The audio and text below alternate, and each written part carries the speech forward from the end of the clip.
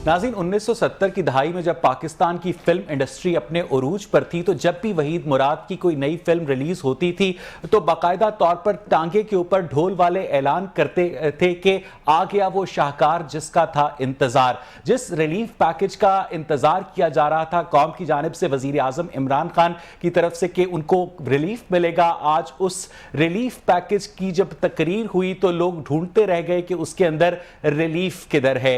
जब लफ्ज रिलीफ इस्तेमाल किया वजीर आजम इमरान खान ने तो उन्होंने 120 अरब रुपए के रिलीफ पैकेज का ऐलान किया। अगर आप कैलकुलेटर पर 120 के आगे 9 सिफर लगाएं तो ये 120 अरब बनते हैं और उसे आप तकसीम करें 22 करोड़ से तो हासिल जवाब जो है वो 545 रुपए वन टाइम आता है। यानी पाकिस्तान के एक शख्स के लिए 545 रुपए के रिलीफ का ऐलान करके वजीर आजम इमरान खान उसी सांस में कहते हैं कि अब हमें पेट्रोल की कीमतें बढ़ानी पड़ेंगी, हमें बिजली की कीमतें बढ़ानी पड़ेंगी और पूरे खित्ते के अंदर महंगाई में इजाफा हुआ है। अब सवाल यह पैदा होता है कि पूरे खित्ते का जब वजीर आजम इमरान खान पाकिस्तान से तकाबुल करते हैं तो आपको यह नहीं बताते कि पाकिस्तान का जीडीपी पर कैपिटा 1193 अमरीकी डॉलर है। इंडिया का जीडीपी पर कैपिटा 1 अरब की आबादी के साथ 1900 डॉलर है और बांग्लादेश का जीडीपी पर कैपिटा 1970 अमरीकी डॉलर है।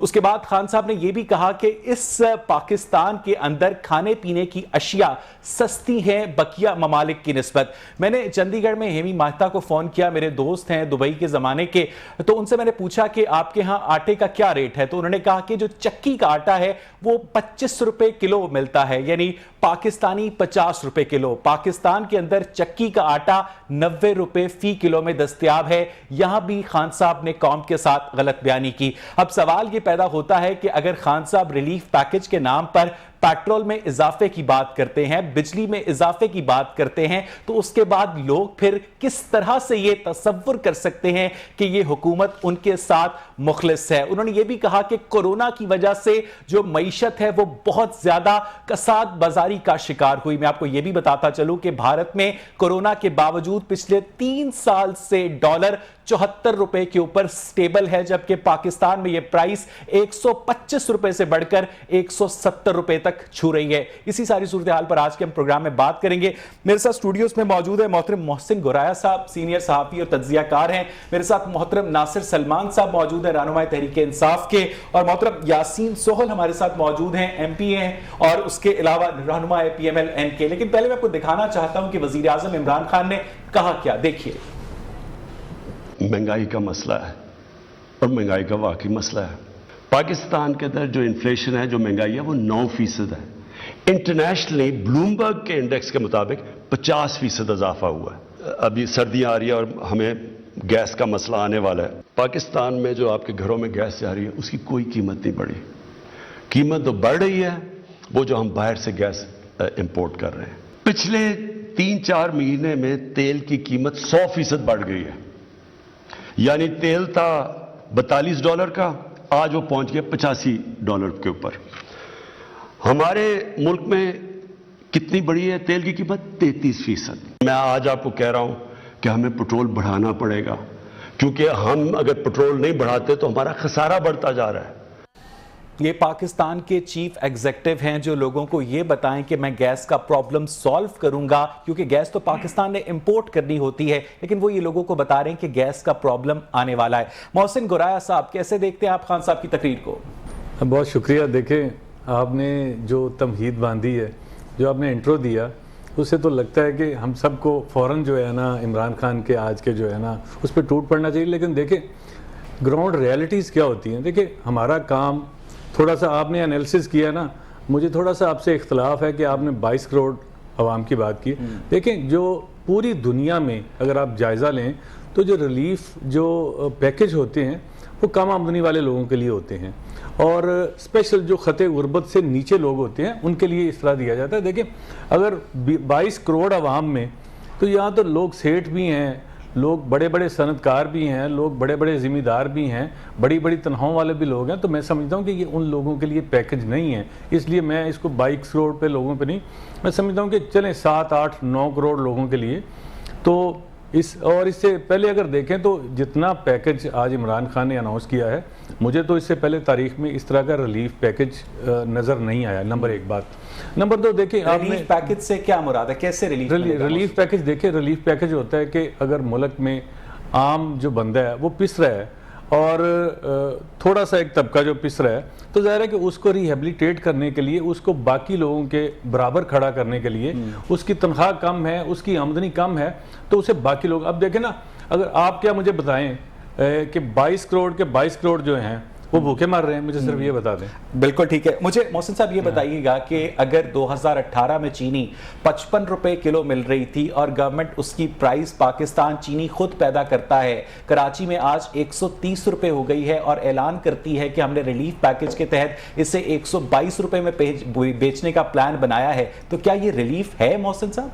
नहीं, देखें मैं आपको बताऊं कि मुझे आज के जो पैकेज का जल्दी में मैं जरा ना इसका कोई जायजा नहीं ले सका, अदरवाइज मैं आपके साथ पूरा इस पे जो है ना, देखें जहाँ तक चीनी की बात है ना, देखें एक बात जो है ना, जो 2-3 सेक्टर जो ज़ाती तौर पे मैं जानता हूँ कि जहाँ खुशहाली आई है, जहाँ पहले से बहुत बेहतरी आई है, आप इस पे जो है ना बड़ी अच्छी डिबेट हो सकती है, बड़े अच्छे अदादो शिगार के साथ हम बात कर सकते हैं, उनमें से agriculture is one of them. ये बात आपकी ठीक है कि चीनी की कीमत, अब देखें कि चीनी के जो इनपुट्स हैं, अब मैं फार्मर हूँ, मैं आटे की भी बात करता हूँ आपसे, देखिए गन्ना जो है ना, हम वो जब खरीदना होता है एक मिल ओनर ने हमसे, तो वो 200 रुपया 250 रुपया अगर उसको गवर्नमेंट कहती है दे दे, तो उसको बहुत तकलीफ होती है। उस वक्त वो कहता है जी कि गवर्नमेंट जो है ना कीमतें क्यों मुकर्रर करती है। अब जब चीनी की कीमत गवर्नमेंट मुकर्रर करती है तो उसको फिर भी तकलीफ होती है। देखिए ये एक माफिया है पाकिस्तान में। मैं नहीं कहता कि इमरान खान की हुकूमत में सब अच्छा है, महंगाई है, इसमें कोई शक नहीं है, आपकी बातें बिल्कुल ठीक है। मोहसिन कुरैशी साहब, मैं वापस आपके पास आऊंगा। Thank you so much for that logical explanation. Yasin Sohal साहब, आपको मेरी आवाज आ रही है? जी आ रही है जी। आपने वजीर आजम इमरान खान की रिलीफ पैकेज से भरपूर जो तकरीर सुनी, क्या आपको रिलीफ महसूस हुआ उसमें? यासीन साहब ईमानदारी से बताइएगा। देखें जी, मैं ईमानदारी से क्या बताऊं, पूरी कौम वजीर आजम की तकरीर को सुन रही है। तो आप सोशल मीडिया पे चले जाएं, आप जिधर मर्जी चले जाएं, आप गलियों में चले जाएं, आप मोहल्लों में चले जाएं, लोग इस वक्त गालियां दे रहे हैं, लोग इस वक्त बददुआएं दे रहे हैं, लोग झोलियां ठा कर कह रहे हैं कि ये हमारे प्राइम मिनिस्टर हमारे साथ कर क्या रहे हैं। मुझे तो खुद समझ नहीं आ रही। एक तरफ वो कह रहे हैं कि कल हम गैस की कीमत बढ़ाने जा रहे हैं, कल हम पेट्रोल की कीमत बढ़ाने जा रहे हैं, हम फलां चीज महंगी करने जा रहे हैं, अवाम को ये बर्दाश्त करना पड़ेगा। दूसरी तरफ वो रिलीफ दे रहे हैं। जब पेट्रोल की कीमत बढ़ेगी उससे हर चीज महंगी हो जाएगी, जब गैस की कीमत बढ़ेगी उससे हर चीज महंगी हो जाएगी। अगर एक चीज की 100 रुपया कीमत बढ़ा के वजीर आजम साहब ये कहें कि मैंने 10 रुपए का रिलीफ दे दिया है, 20 रुपए का रिलीफ दे दिया है। अभी मौसम साहब कह रहे थे कि वो 8-10 करोड़ है, तो 10 करोड़ भी लगा लें तो फिर भी 1000 रुपया बनता है, आप 500 रुपया बना रहे हैं। तो वो मैं ये कहता हूँ कि ये सिर्फ और सिर्फ आंखों में धूल झोंकने की कोशिश की जा रही है। और ये रिलीफ भी देने जा रहे हैं, कौन सा मिल रहा है, कौन सा किसी को मिल गया है, ये गरीबों तक कौन सा पहुंच गया है, ये भी रास्ते में रह जाना। अगर ये कहीं मिल भी गया तो ये रास्ते में रह जाना। यासीन साहब जरा तवक्कुफ कीजिएगा, नासिर साहब को भी शामिल है, गुफ्तगू कर लेते हैं। नासिर साहब, आप हमेशा गुफ्तगू बहुत लॉजिकली और रैशनली करते हैं। मुझे ये बताइएगा कि अगर खान साहब की सारी बातें दुरुस्त हैं, अगर मईशत की इतनी बुरी हालत है, अगर पेट्रोल की प्राइस में भी इजाफा मकसूद है, तो क्या ऐसे गरीब मुल्क के वजीर आजम को 12 करोड़ रुपए की सरकारी गाड़ी जेब देती है जिसके साथ 50 मजीद गाड़ियां भी चलें? बिस्मिल्लाहिर्रहमानिर्रहीम। अवैस, सबसे पहले तो मैं बड़ा मशकूर हूँ कि आपने आज यहाँ पर मदऊ किया है। सबसे पहले तो जो आपने इब्तदाइया दिया है वो मैं भी उससे सख्त इख्तलाफ करता हूँ, और आपने इंतहाई मोड़ तोड़ के जो हक़ाइक़ थे उनको पेश किया कि 22 करोड़ आदमियों को अगर 120 अरब रुपया दिया जाए तो 545 रुपए। पूरी दुनिया के अंदर जब जैसे मेरे भाई ने कहा, मैं आपको इंग्लैंड में डोल सिस्टम है, इसका मतलब ये है कि इंग्लैंड में $1500 या पाउंड अगर किसी की तनख्वाह है तो वहाँ सिर्फ घर का किराया 800 पाउंड है, और उसके बाद बिजली, गैस, इंटरनेट और दूसरी फैसिलिटी तो बहुत कम पैसे बचते हैं। उन लोगों को गवर्नमेंट अपने वसाइल से टारगेटेड तौर पे उनकी मदद करती इंग्लैंड है। का अब आप GDP जरा per सुन ले, capita आप जरा पहले सुन ले, जी, जी। छोड़ दे उसको आप। इंग्लैंड को मैं सिर्फ इंस्टेंस मैंने इसलिए इस्तेमाल किया, मिसाल दे दूं। देखिए पाकिस्तान के अंदर जो बहुत बड़ी तादाद है, जिस तरह से भाईजान कह रहे थे कि पूरे पाकिस्तान में लोगों के अंदर आहो बका हो गई, नहीं, ये रायविंड महल में किसी की आहो बका नहीं हुई। जो लोग यहाँ से भागे हुए हैं किसी के आहो बका नहीं हुई। असल मामला ये है कि पाकिस्तान के अंदर ये जो महंगाई, आप बार बार इसके शोज करके एक बयानियाँ पैदा करते हैं, इसके अंदर कोई शक नहीं है कि 60 साल पहले यहाँ से लोग जो बाहर गए थे तो ये गरीब मुल्क था इसलिए गए थे, और यहाँ इंडस्ट्रियलाइजेशन नहीं हुई। जब पाकिस्तान तहरीक इंसाफ ने यहाँ पर हुकूमत पकड़ी तो उस वक्त हमने अपने दोस्त मुल्कों से उस वक्त लेकर, सुन तो ले जरा भाई, मुझे टाइम दे दे। आपको पता है हमारा हर जो था इदारा ज़बो हाली का शिकार था, हमने उसको पहले तो खड़ा किया। अब देखें जो 120 अरब है, ये 260 अरब जो एहसास प्रोग्राम है उससे अलहदा है, जिसके हम टारगेटेड तौर पे तकरीबन 2 करोड़ खानदानों को 33% रिलीफ देंगे। किस पे, जरा सुनिएगा। जो चीनी महंगी हुई है, जो आटा के अंदर आप कहते हैं महंगाई हुई है, और जो दालें हुई हैं, ताकि जो आम आदमी, अच्छा खुर्दनी ऑयल का मैं बता दूं, ये जो खुर्दनी ऑयल है इसका हम माल हम बाहर से मंगवाते हैं, ये था 540 चीनी पर मैट्रिक किलो की कीमत पर डॉलर पर मैट्रिक टन, अब ये है $1300 पर मैट्रिक टन। आप लोगों को इस तरह से ना करें। आप एक चीनी और 130 आटे की बात कर रहे हैं, क्या गुराया साहब ने आपको बताया नहीं है कि जो गन्ने की कीमत इस फार्मर को मिल रही है वो पाकिस्तान की तारीख में नहीं मिली। दे लेना 130 आप ऐसे ना करें लोगों को, ये बड़ा बेहतरीन है जितने हमारे रिसोर्सेज हैं उसमें हमने बेहतरीन पैकेज दिया है। पहले कभी किसी गरीब आदमी को क्या मिला? आपने उनकी जेबों को लूटा है। मुझे ये बताएं 130 रुपए फी किलो चीनी पर कितना और भाई चीनी को आप अपने कोर्ट को नहीं देखते, लाइटों को नहीं देखते। 60% चीजें इस मार्केट के अंदर पाकिस्तान में प्लास्टिक से लेके जूता, बटन, जिप्पे तमाम चाइना से। सुन ले मेरी बात, आपको पता है कि चाइना से जो कंटेनर हमें मिलता था 60% चीजें जवाब तो दे देना। सुने आप वो बात करते हैं वो इस तरह की बात है। 1 किलो चीनी पर कितना रिलीफ देंगे? जो चीजें हमारे यहाँ रुपए की चीनी 130 पर पहुंचाकर आप $8 पहले था $2000 का कंटेनर, अब है 10,000 का कंटेनर। और जो पाकिस्तानी लोग वहां से बाय करना चाहते थे, 2 साल हो गए पाकिस्तान का कोई बिजनेस चाइना नहीं जा सकता। आप क्या चीनी और आटे के रोज लेकर बैठ जाते हैं? आपको पता है कि किन लोगों को आप प्रोटेक्ट कर रहे हैं, उनका ये मसला ही नहीं है। सलमान साहब 1 किलो चीनी कमाल आप बात करें, आटा चीनी आटा चीनी, और भाई आपको पता है पहले 42 आपको अंदाजा होता है आप लोगों के खून में छोड़ रहे हैं, आप लोगों का खून में छोड़ रहे हैं और 12-12 करोड़ की गाड़ियों में घूम रहे हैं, 50-50 गाड़ियां 7 गाड़ियों में चलती हैं, वजीर आला के लिए जहाज खरीद रहे हैं, कल सूबाई काबीना के लिए 46 लैंड क्रूजर खरीद रहे हैं। आप एक देखें, आप यहां पर एक प्रोग्राम को होस्ट करें, आप पार्टी ना बने। 1 किलो चीनी पर कितना रिलीफ देंगे? मैं पार्टी नहीं बनता, मैं पार्टी नहीं बनता। 1 किलो चीनी पर कितना रिलीफ देंगे? 30%। अब सुन ले, 30%। आपने कहा 13-39 मेरे भाई 91 रुपए की बेचेंगे। आप तो 55 रुपए की चीनी 91 रुपए की समझ रहे हैं कि मैं इस हुकूमत को शायद गिराना चाहता हूं। मैं मोहसिन गुराया साहब मुझे ऐसा लगता है आपने जैसे आपका किसी पॉलिटिकल पार्टी से ताल्लुक है। मैंने बार-बार उनसे 1 किलो चीनी का पूछा, मैंने आपको उन्होंने कहा 30% कीमत कम होगी, यानी 55 रुपए की चीनी बाजार में 88-90 रुपए की बेची जाएगी। और ये रिलीफ है मोहसिन गुराया साहब की रिलीफ है, मोहसिन गुराया साहब की रिलीफ है 55 रुपए की चीनी 90 रुपए की बेचना।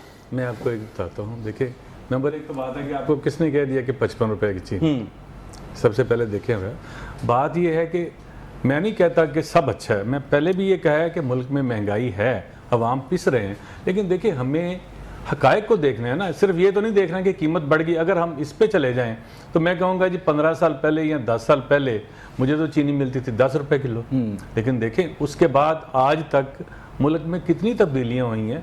लोगों की कुव्वत खरीद जो है ना वो पहले से बढ़ी है कि कम हुई है? नहीं, कम हुई है। $1400 से $1193 पर आ गई है। आप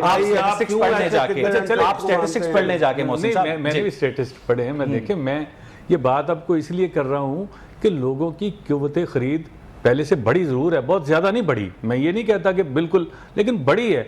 अगर बड़ी है तो जाहिर है कि यार कुछ ना कुछ तो लोगों की जो है ना, अब आप देखें ना क्या स्टैटिस्टिक है। अच्छा चलें, इमरान खान ने आज वो बात कही थी, मैंने थोड़ी सी तकरीर उनकी सुनी। देखिए हम कहाँ से मुवाजना करते हैं कि गवर्नमेंट की कुव्वत खरीद, आवाम की कुव्वत खरीद बड़ी है। आप मोटरसाइकिलें देख लें, आप ट्रैक्टर, वो गाड़ियां बेच के मोटरसाइकिल पे आए ना। नहीं गाड़ियां बेच के नहीं, गाड़ियां तो कभी कम हुई नहीं। अच्छा चलें, मुझे जवाब दे लेने दे। गाड़ियां बड़ी हैं, मोटरसाइकिलें बड़ी हैं, मैं जिम्मेदार भी हूँ, साथ साथ ट्रैक्टर बड़े हैं।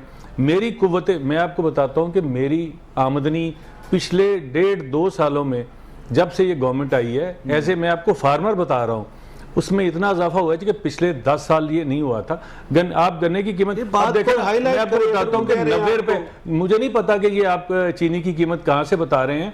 55 रुपए अगर मैं बेचना 55 रुपए थी तो 90 रुपए। देखें ये आपको, अगर आप शुगर मिल्स एसोसिएशन के अदाद शुमार पे चले जाएं तो उन्होंने बताया कि जी कि इतने का हम गन्ना खरीदते हैं, इतने की हम देते हैं। तो हम 80, गवर्नमेंट ऑफ पंजाब ने तो उनको कहा था कि 87 पाकिस्तान पे इत्मीनाद है आपको? मैं ऑडिटर जनरल पाकिस्तान सरकार की जनरल ऑफ पाकिस्तान की कोई बात नहीं।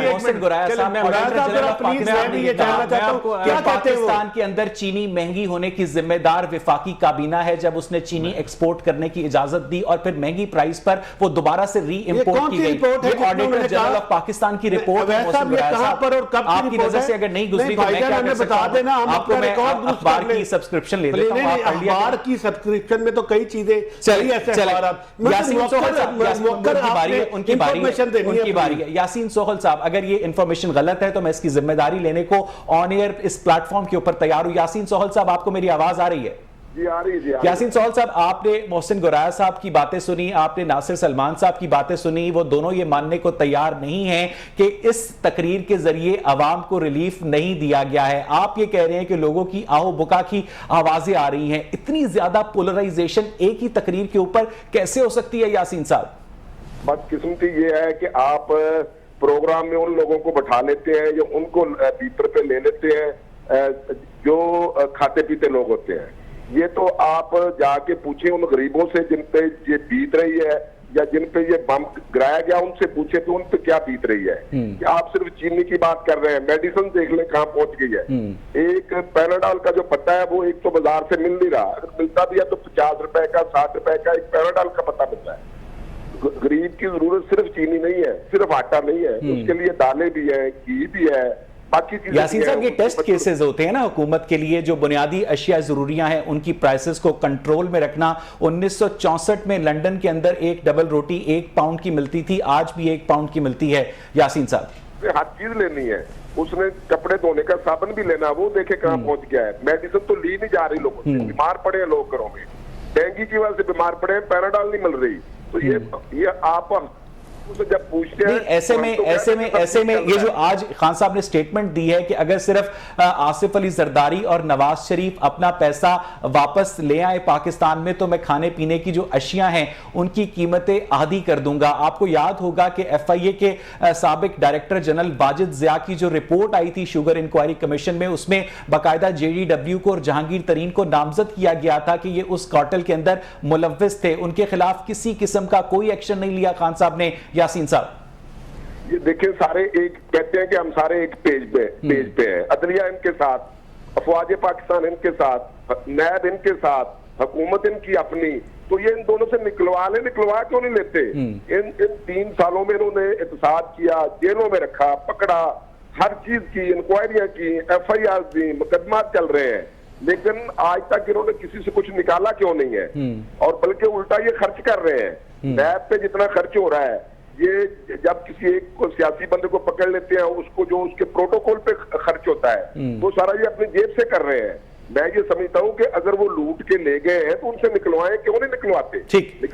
यासीन साहब जरा तवक्कुफ कीजिएगा। नासिर साहब, मैं स्पेसिफिकली एक सवाल करना चाहता हूं आपसे कि जब पिछले कोरोना के अंदर बाकायदा जो ग्रोथ रेट है वो नेगेटिव के अंदर गया और उसके बाद आप लोगों ने कहा कि वो ग्रोथ रेट वापस रीसरफेस करके 3.94 पर आ गया। फेडरल ब्यूरो ऑफ स्टैटिस्टिक्स के मुताबिक कोरोना वबा के दौरान 1 करोड़ लोग बेरोजगार होते हैं। मोहसिन साहब, ये तो आपने सुन देखा होगा। अब मुझे ये बताएं कि दुनिया का वो कौन सा साइंसदान है जो इकोनॉमी के अंदर से 1 करोड़ लोगों को बेरोजगार कर दे और ग्रोथ रेट को 0.5 से 3.94 पर ले जाए। नासिर देखिए साहब, मेरे भाई, आपको मैं बताऊं कि पाकिस्तान के अंदर इंडस्ट्री बहुत ज़्यादा नहीं है। अभी भी हमारे पाकिस्तान के अंदर जो अक्सरियत है तकरीबन 65% से लेकर 70% तक वो रहते हैं देहातों में। तो देहातों के अंदर आपको पता है कोरोना क्रंच के दौरान भी हमने जो पॉलिसियाँ लाई, जिसको अभी गुराया साहब ने भी वेट किया है, उसके मुताबिक गन्ने की कीमत को बेहतर किया, गंदम की कीमत को बेहतर किया, और जो सब्जियां यहाँ पर सर आप मेरा सवाल सुनते नहीं हैं, मैं जानबूझ के वॉइस नहीं सुने। आप जो सवाल करते हैं कि ये माइक कितने का है, मैं उसकी रसीदें लेगा, मैं दुकान के पास जाऊंगा, फिर आपको जवाब दूंगा। असल में जो आप कह रहे हैं कि ग्रोथ रेट जो है 3.95 का, आपको पता है कि 1990 के बाद हमारा जो टेक्सटाइल सेक्टर है उसको कितने ऑर्डर मिले हैं, और वो 3 लाख जॉब्स उसने क्रिएट। सवाल पूछा आपसे? नहीं, आपने कहा कि 1 करोड़ लोगों को आपने नौकरी से हाथ धोने पड़े। वो इसलिए कि 4 महीने तक, आपकी इतला के लिए अर्ज करूं, पाकिस्तान की जिंदगी का 1 करोड़ कारोबार मफलूज हो गया था। मुझे लेकिन उसके बाद हमने 12,000 रुपया दिया था आपकी इतला के लिए। ग्रोथ रेट हमने पाकिस्तान की इकोनॉमी से निकाल के दिया। हमने पाकिस्तान के अंदर जो एक्सपोर्ट्स हो रही थी पहले, उसको ना सिर्फ आगे बढ़ावा दिया, बल्कि आपको बताना चाहता हूं कि इस मर्तबा हमारे क्वार्टर में $4.5 बिलियन का क्रीज पे पहुंचे, और जो हमारी ये रेमिटेंसेज हैं वो $28 अरब आई हैं। आप लोगों को बुलाएं, आप एक वन साइडेड एस्पेक्ट दिखा के लोगों को ये बताना चाहते हैं कि यहाँ पर पाकिस्तान जो कि टूटा हर लिहाज से वो हमने शायद हराम कर दिया। आपका असल में नजरिया कुछ इस तरह से सलमान साहब, बिल्कुल गलत है की सरकारी गाड़ी कितने की? और भाई पाकिस्तान तहरीक इंसाफ के चेयरमैन ने एक गाड़ी अपने लिए नहीं खरीदी। आप लोगों को बताएं, मुताबिक वो चेयरमैन और प्राइम मिनिस्टर भाई आप सुन लें, अगर आप साबित कर लें कि प्राइम मिनिस्टर ऑफ पाकिस्तान कवानीन की खिलाफवर्जी कर रहे हैं, कोई गाड़ी खरीदी है तो मैं अभी रिजाइन कर दूंगा। लोगों को ये बताएं, ये पुरानी गाड़ियां हैं जो अभी भी वहां इस्तेमाल देती हैं, और 300 के ज्यादा गाड़ियां हमने नीलाम की। मुझे आप लोगों को बताया करें, आप शायद जब हम ब्रेक से वापस आएंगे तो नासिर सलमान से, मोहसिन गुराया से और यासीन सोहल से गुफ्तगू का सिलसिला आगे बढ़ाएंगे। Stay with us.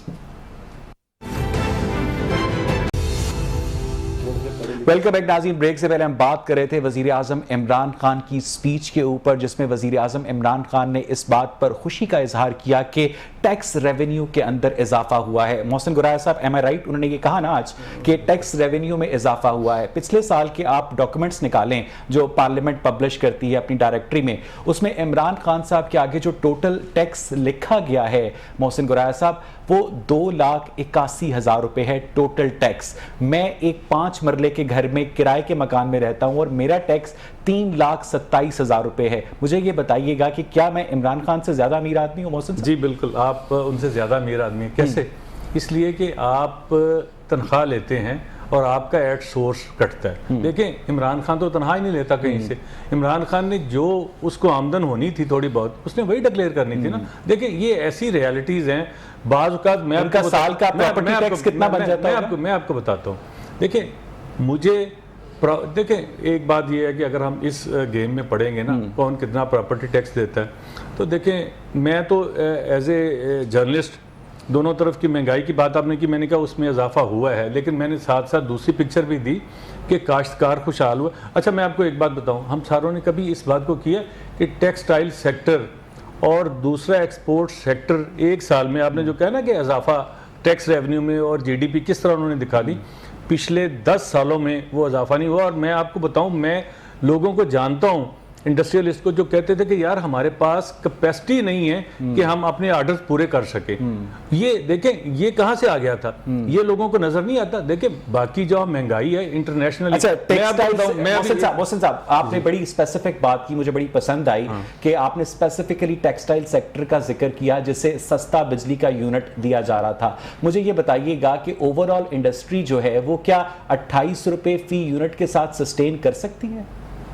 देखें, मैं आपको बताऊं कि ये वो चीज़ें हैं जिन पे मैं कोई इतना एक्सपर्ट नहीं हूं। देखें, मैं तो वो आपको बातों का जवाब दे रहा हूं जो मेरे नॉलेज में है, जो मैं देख रहा हूं। देखें, मैंने जिस तरह आपको टेक्सटाइल की बात की, मैंने आपको एग्रीकल्चर की बात की, मैं आपको अगली बात करूंगा कि ये जो हमारा डेवलपमेंट हो रही है, जो नए घर बन रहे हैं, जो इस सेक्टर में भी देखें आहिस्ता आहिस्ता, अगर आप 2 साल देखें, इमरान खान की प्रॉब्लम ये है कि सरिया 70 रुपए किलो से 180 रुपए किलो हो गया। उसको गवर्नमेंट उस हो गया, बिल्कुल। आपको मैं सस्ते ला देता हूं। मुझे अगर जवाब दे दें, मुझे नहीं चाहिए, मैं आपको सस्ते ला देता हूं। पिछले आप इतनी फिक्र ना करें इंशाल्लाह।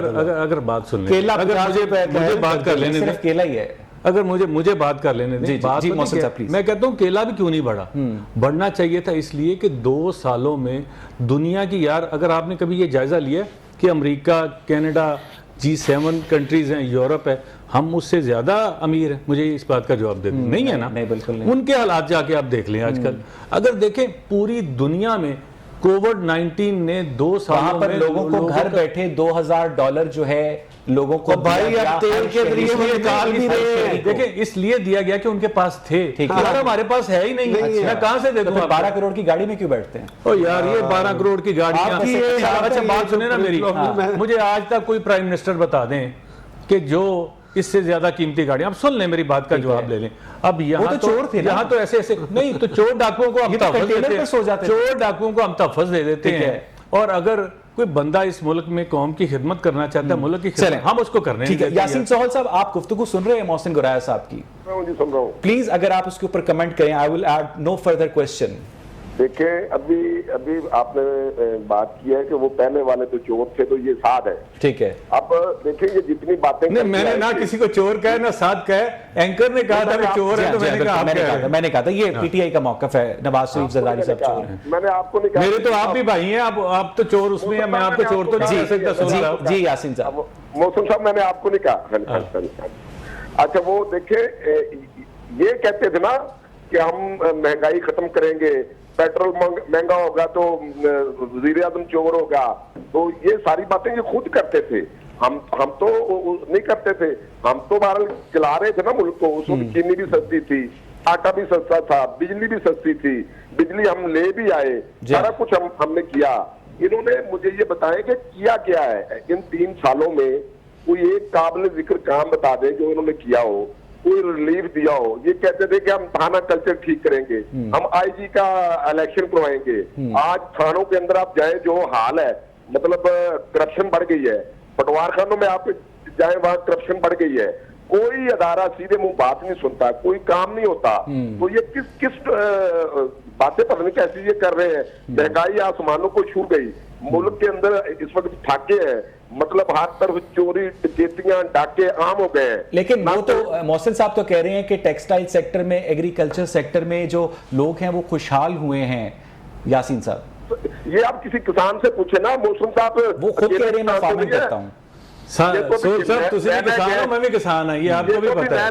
ये तो अभी नया साफल से टंगा के उधर गए किसानों की तरफ में पता चल जाएगा जब ये 2 साल करेंगे या जब ये 4 साल करेंगे। दूध की बात ये कर रहे हैं 85 रुपए किलो, कहाँ मिलता है दूध 85 रुपए किलो? मिल ही नहीं सकता, मुमकिन ही नहीं है, पॉसिबल ही नहीं है। तो ये तो सिर्फ ऐसी बात है। यासीन साहब जरा तवक्कुफ कीजिएगा। नासिर सलमान साहब, आपको याद है कि अप्रैल के महीने में तर्जुमान पंजाब हुकूमत कौन था? हाँ जी, अब अप्रैल के महीने में जो तर्जुमान थे वो थे फैजुल हसन चौहान साहब। नहीं, अप्रैल के महीने में फिरदौस आशिक, अब उनके हादसे के एग्जैक्टली वो गटमट हो जाता है। फिरदौस आशिक अवान ने 21 अप्रैल को ट्वीट किया नासिर साहब के माशाल्लाह से पंजाब के अंदर गंदम की बम्पर क्रॉप हुई है और 44 लाख मैट्रिक टन का उन्होंने फिगर कोट किया और ये कहा कि पाकिस्तान जो है अब हमसाया ममालिक की मदद भी कर सकता है एक्सपोर्ट करके। 2 महीने के बाद जो विफाकी काबीना है गंदम इंपोर्ट करने की मंजूरी देती है, क्यों? अच्छा देखिए मेरे भाई, आपको पता है कि पाकिस्तान की आबादी हर साल बहुत बढ़ती है और पाकिस्तान में पिछले कई सालों से जो किसानों के साथ रवैया रखा गया, अभी गुराया साहब ने भी उस पर रोशनी डाली है। हमने जब उसे रेक्टिफाई किया है तो हमने किसानों को जो पैकेज दिया, जो उसकी इमदादी कीमत दी, उसको 1350 से बढ़ के इस वक्त 1900 रुपया है, ताकि जो लोग इसे प्रोड्यूस करते हैं वो ये महसूस करेंगे जब हम इसे क्रॉप को उगाएंगे तो हमें फायदा होगा। जरा सुन ले, पाकिस्तान पंजाब के अंदर हमने ना सिर्फ इसको सब्सिडाइज किया है, बल्कि ये आप सिंध में जाके देखें कि इस वक्त आटे के थैले की कीमत क्या है। और जो लोग गंदम को अफगानिस्तान के अंदर ये क्रॉप की डिमांड होने की वजह से स्मगल करते हैं उसको भी रोका है। तो पाकिस्तान में कोई शक नहीं है कि जो 44 लाख मेट्रिक टन गंदम प्रोड्यूस हुई, लेकिन पाकिस्तान की डिमांड दिन ब दिन बढ़ती जा रही है। हमारी कोशिश ये है कि भाई इंपोर्ट इसलिए हम कर रहे हैं ताकि जो लोग लोगों को ये कहते हैं कि जरा जाके आज टीवी के ऊपर लोगों के अंदर हिजानी कैफियत पैदा करें कि क्यों यहां से आज फैमिली लाहौर से कराची तक जा रही है, लाहौर से बल्तिस्तान जा रही है, लाहौर से आज पेशावर फैमिली के साथ जा रहे हैं। आपको लगता है कि हिजानी के बावजूद भाई यहाँ पर कोई एक दुकान का ताला नहीं टूटा। आप जो बातें कर रहे हैं इसका मकसद ये है कि पाकिस्तान में शायद कोई ग़िज़ाई बहरान पैदा हो गया, ऐसा कुछ नहीं है। आप पैकेज को सराहें कि ये पहली मर्तबा गरीबों को एहसास कफालत प्रोग्राम के तहत ना सिर्फ हमने गरीबों की तरफ तमाम हुकूमती वसाइल का रुख डाला है। आप जनाब पाकिस्तान के देहातों में जाके उनको क्रॉप की ज्यादा बड़ी रकमें मिल रही है। आप उनके शुक्रगुजार रवैये को मोहसिन गुराया साहब की जुबान से समझने की कोशिश करें। अच्छा, बहुत शुक्रिया। देखें, मैं ये बात जो फरदौस आशिक अवान साहबा ने कही थी, मैं उसको बिल्कुल सेकंड कहूँगा और 100% ठीक है कि बम्पर। हाँ जी, मैंने भी आपसे यही मेरी बात है। अब हुआ क्या, देखें, होता ये है कि हमने जो चेक एंड बैलेंस रखना होता है उस पर। देखिए, मैं आपको अगली बात बताता हूँ। अब मियाँ शहबाज शरीफ साहब का दौर था तो मैंने गंदम खरीदने के लिए कसम से मुझे अपना ज़ाती असर रसूख इस्तेमाल करना पड़ता था। मैं असिस्टेंट कमिश्नर को कहता था कि यार मुझे बोरियां दे दो प्लीज़, मैंने अपनी मेरी गंदम ख़रीद लो। जो वो सरकारी गंदम 1390 रुपये या 1300 करते थे, उस पर भी वो नहीं ख़रीदते थे। अब ये 1800 थी, 1800 1900 बम्पर क्रॉप हुई है और यकीन जाने कि हमसे घर बैठे उन्होंने गंदम खरीदी है। देखिए, जहां तक ये है कि मैं देखिए इसलिए कि गंदम गवर्नमेंट की पॉलिसी बहुत अच्छी थी। गंदम ने कहा था कि हमने सारी गंदम खरीदनी है, हमने किसान को भूखा नहीं मरने देना। देखिए, बात पता क्या है, नहीं हमारी एक बात तो गंदम एक्सपोर्ट होनी चाहिए थी ना, आप तो इंपोर्ट कर रहे हैं, इसका मतलब गलत बयानी कर रहे हैं। चले, मैंने आपको कहा है कि बम्पर क्रॉप हुई है, मैं इस पे बेट लगाने इंपोर्ट क्यों, मैं मान रहा हूं आपकी बात, मैं इस पे बम्पर क्रॉप के बावजूद गंदम इंपोर्ट क्यों कर रहा है पाकिस्तान? इसलिए कि हमारी पॉलिसीज ऐसी, पॉलिसीज एडमिनिस्ट्रेटिव फेलियर। जी, एडमिनिस्ट्रेटिव फेलियर। चलें, इतना तो आपने माना मोहसिन साहब। मुझे नहीं, जो बात सही है मैं आपको उसको बिल्कुल सही मैं इस सेगमेंट को कंटिन्यू करने का इरादा रखता हूं क्योंकि बहुत प्रोडक्टिव गुफ्तगू कर रहे हैं नासिर साहब, मोहसिन साहब। ठीक है, इख्तिलाफ अपनी जगह पर होता है, लेकिन वो जो बात करते हैं वो फैक्ट्स के साथ बात करते हैं। फैक्ट्स को मैं ट्विस्ट कर सकता हूं, लेकिन वो उसको करेक्ट भी कर सकते हैं, रेक्टिफाई भी कर सकते हैं। और यही प्रोग्राम्स का मकसद होता है कि जो दो कंफ्लिक्टिंग व्यूज हैं वो जो है लोगों के सामने लाए जाए। मुझे यहाँ पर एक ब्रेक लेनी है, स्टे विद अस।